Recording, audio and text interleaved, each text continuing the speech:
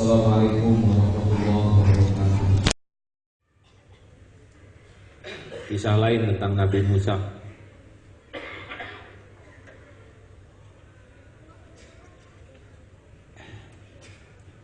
Jadi kalau batuk begini jangan membayangkan air hangat atau obat batuk herbal yang halal. Dah, pasrah gitu.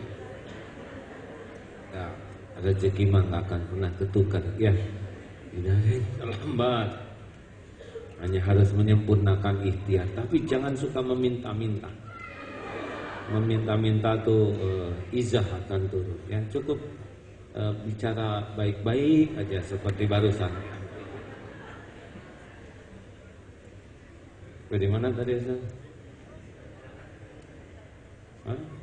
Oh, kisah Nabi Musa.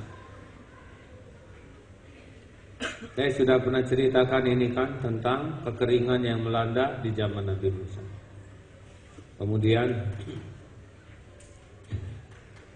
Kemudian mohon kepada Allah, kumpul semua.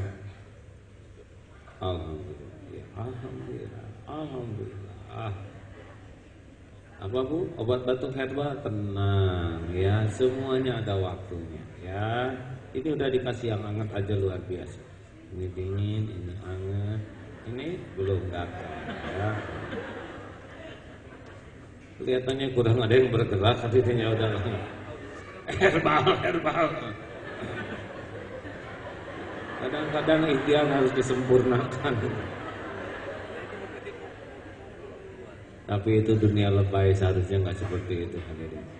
Harusnya punten, tolong ada obat batuk herbal gitu ya. Jangan ditiru ya.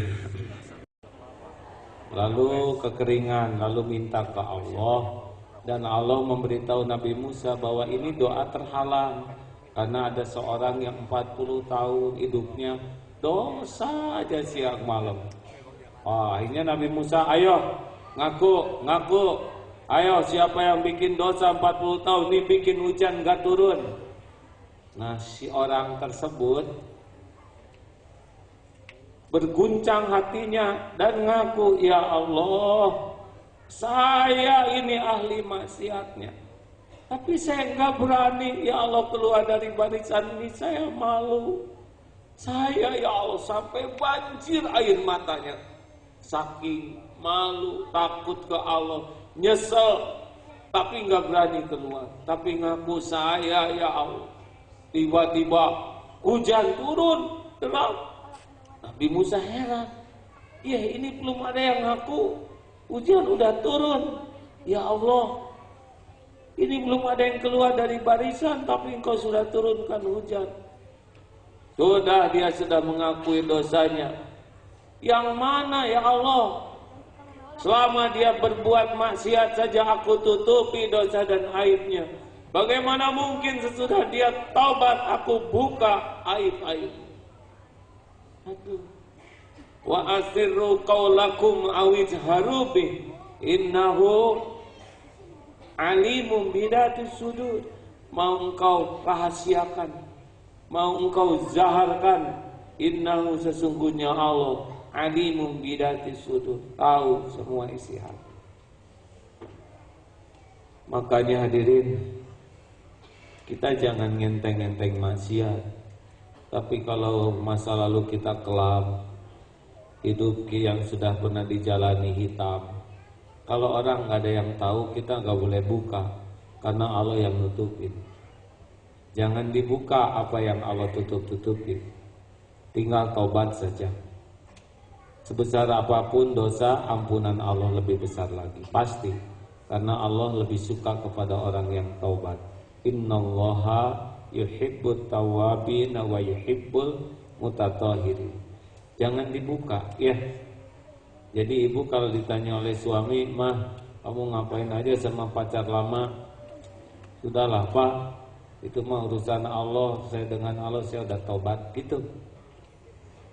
Gimana misalkan ada seorang wanita yang pernah tergelincir di waktu mudanya, lalu mau menikah, apakah dia harus terus terang ke calon suaminya?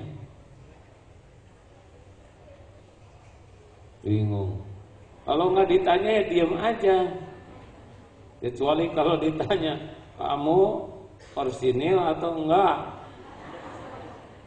Wah, jangan ngomong gitu mas, jujur. Ya, kalau ditanya gitu, jawab apa adanya. Udah gitu dia, oh kalau gitu saya tidak mau menikahi kamu, berarti baik. Allah menghargai yang jujur. Jadi Allah lah yang bagian menutupi semua kalau orang udah tobat. Orang yang tobat, dia tidak akan bangga dengan dosa. Orang yang tobat dia pasti sakit pedih hatinya. Tapi kalau bertemu dengan ampunan Allah, dia akan lebih semangat karena dia tahu Allah Maha Pengampun setiap dosa. Begitulah hadirin. Kita dihargai orang lain kan bukan karena kita mulia. Kita dihargai karena Allah yang Maha tahu dengan cermat apapun yang ada pada diri kita, masih menutup-nutupi keburukan kita. Allah yang Maha tahu setiap maksiat yang kita lakukan, masih menutupi aib, dosa, masa lalu, yang terang-terangan, yang sembunyi-sembunyi, yang tersirat dalam hati, yang terlintas dalam pikiran. Allah tahu dosa di setiap lirikan mata, dosa dalam setiap ucapan. Allah tahu apa yang kita makan, kita sembunyikan. Semuanya jelas. Hanya kemurahan Allah saja yang membuat kita masih dihargai orang lain. Kalau Allah membuka sedikit saja aib-aib kita, pasti beda urusannya. Lebih baik kita sibuk untuk minta ampunan Allah dan berbaik sangka. Allah Maha Pengampun. Innallaha yuhibbut tawwabin wa yuhibbul mutatahhirin. Sesungguhnya Allah sangat mencintai orang yang bertobat dan orang yang mensucikan diri. Jangan suka ngebuka-buka aib, ya. Jangan suka membeber-beber dosa yang Allah tutupi. Sudah karunia Allah ditutupi, tinggal tobat supaya dihapus. Ada al-afu. Apa al-afu? Allah yang Maha Pemaaf, seperti mencabut pohon sampai ke akar-akarnya. Jadi Allah bisa ngampuni kita. Bahkan nanti di akhirat juga bagi orang yang banyak tobat, banyak istighfar. Kan nanti di yaumul akhir kita tuh akan dihisab, diperlihatkan, dihitung. Aib-aib kita nanti akan ditampakkan, kecuali bagi orang yang benar-benar rajin bertobat. Nanti seakan ada hijab di samping ini. Lalu Allah memperlihatkan dosa kita. Apakah ini engkau pernah lakukan? Ya Allah, saya ngaku itu dosa yang saya lakukan. Apakah maksiat ini engkau perbuat? Ya Allah, ya benar. Tapi oleh Allah dibuat sedemikian rupa sehingga kiri kanan kita gak ada yang tahu aib kita. Itu maha baiknya Allah di dunia akhirat.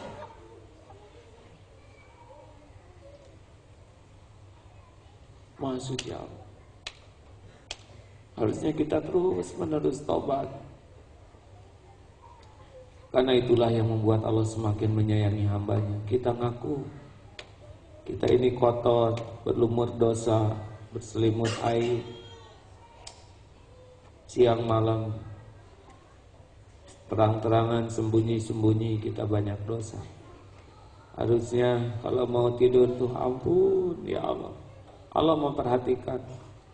Juga tiap lihat anak, aduh ya Allah ampun. Saya belum jadi orang tua yang amanah, belum jadi contoh yang baik, belum bisa mendidik dengan benar, belum pakai hati ya Allah. Tiap lihat anak hati tuh remuk. Allah tahu siapa ibu, siapa bapak yang hatinya ngaku saya ya Allah. Orang tua yang belum amanah. Masya Allah. Orang-orang yang selalu taubat dan berbaik sangka Allah Maha Pengampun. Insya Allah dia bisa meraih kedudukan orang yang dicintai Allah. Mudah-mudahan kita semua menjadi ahli ma'rifat. Allahumma salli ala Sayyidina Muhammad wa ala alihi wa ashabihi ajma'in. Ya Allah, wahai yang maha mendengar, penuhi hati ini dengan mengenal-Mu ya Allah. Jadikan hanya Engkau yang mengisi hati ini ya Rabb. Jangan biarkan dunia ini menyilaukan, memperdaya dan menggelincirkan kami. Ya Allah, tolonglah jangan biarkan nafsu memperbudak kami. Jangan biarkan syahwat membuat kami makhluk nista ya Allah. Dan jangan biarkan kemarahan menjadikan kami makhluk zalim. Ya Allah, jadikan umur yang tersisa ini selalu bahagia dekat denganmu. Jadikan hati ini selalu ingin kembali kepadamu dalam keadaan husnul khatimah.